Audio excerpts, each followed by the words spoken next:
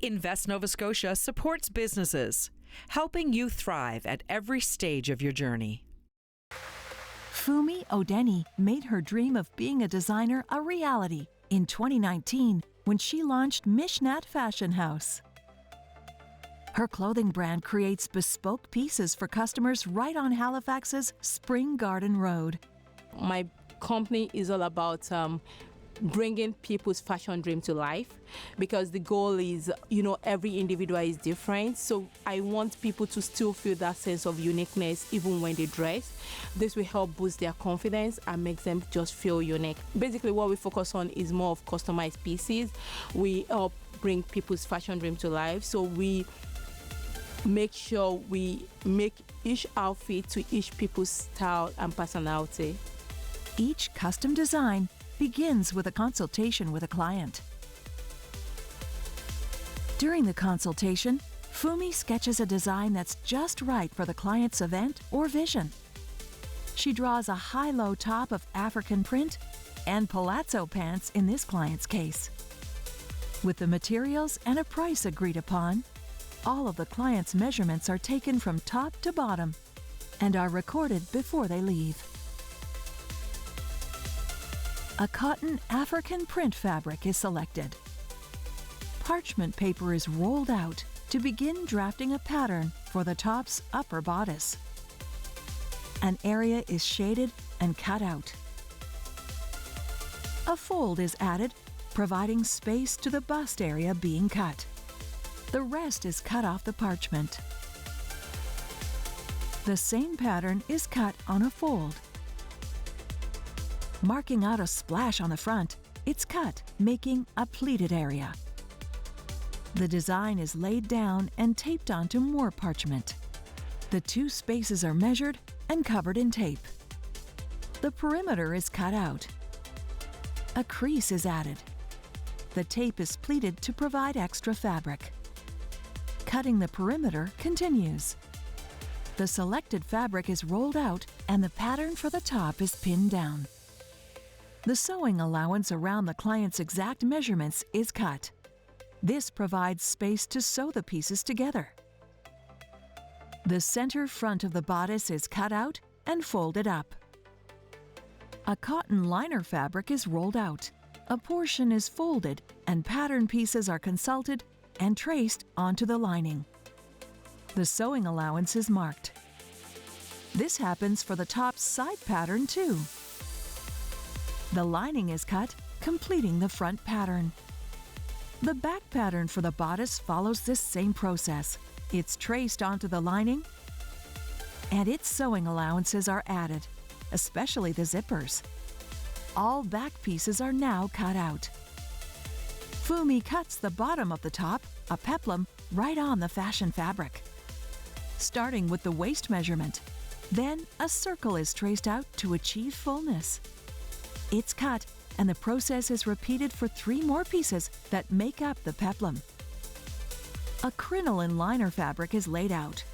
A bit is folded to be measured, marked, and cut. The same process is followed for the other 3 parts of the peplum liner.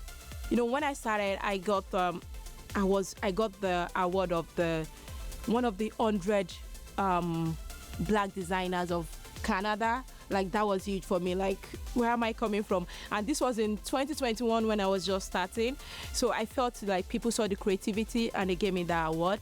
And I've won other awards, but the one that was really big for me was the 25 most powerful women in business in Atlantic that I won last year. So yeah, it's been a lot. Yeah.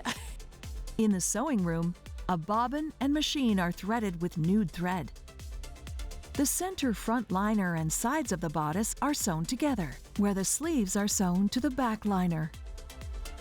It's starting to take shape. It's ironed next. The fashion fabric of the upper bodice is sewn together in the same way. The liner and fashion fabric are attached starting at the shoulder. The top of the chest of the liner bodice is joined. The detailed pleat in the front is examined.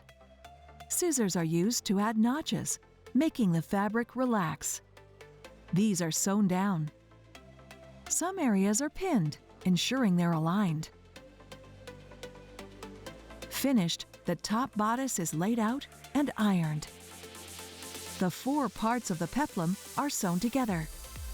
The area where the peplum attaches to the upper bodice is sewn too. These are ironed. The exterior is flipped, and the area where the zipper will go is ironed. The shiny fabric of the crinoline liner is lined up and sewn together. The inside of the fashion fabric and the liner are pinned together and sewn. Ends get snipped, pins are removed, and a top notch is sewn where the 2 fabrics meet. Newly inspired by an addition of a bow for the back, Fumi cuts a long rectangle of chiffon and makes 2 separate pieces. The ends are cut thinly on an angle and made even. This fragile fabric is serged, and the ends are flipped inside out. They're added to the neckline of the bodice between the liner and fashion fabric. The sleeves are sewn together and top-notched. Next, the spool of the thread is changed to black to add a MichNat Fashion label. The upper bodice and peplum are ironed and then pinned together, ensuring they are aligned. The thread is changed back to nude, and the 2 pieces are sewn together. Then, pins are removed. A nice finishing seam is prepped for the zipper. An invisible one is selected. Its length is double-checked.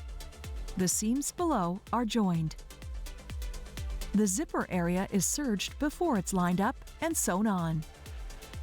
Once the top is finished, the zipper is tested. This stunning top is complete. Flowing chiffon palazzo pants were handmade following this same process. Fumi lets her clients know when their outfit is ready, and they schedule a fitting for them to try it on.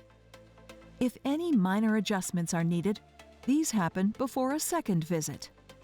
But many of her satisfied customers excitedly wear their bespoke designs right out her studio's door. For what I do, I'm into fashion.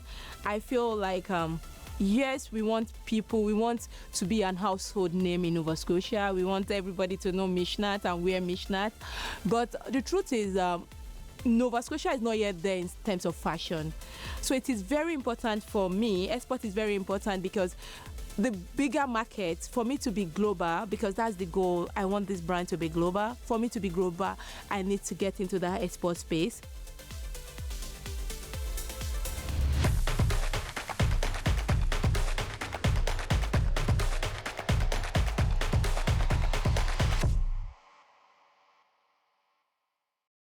Invest Nova Scotia supports businesses, providing the tools and expertise you need to succeed.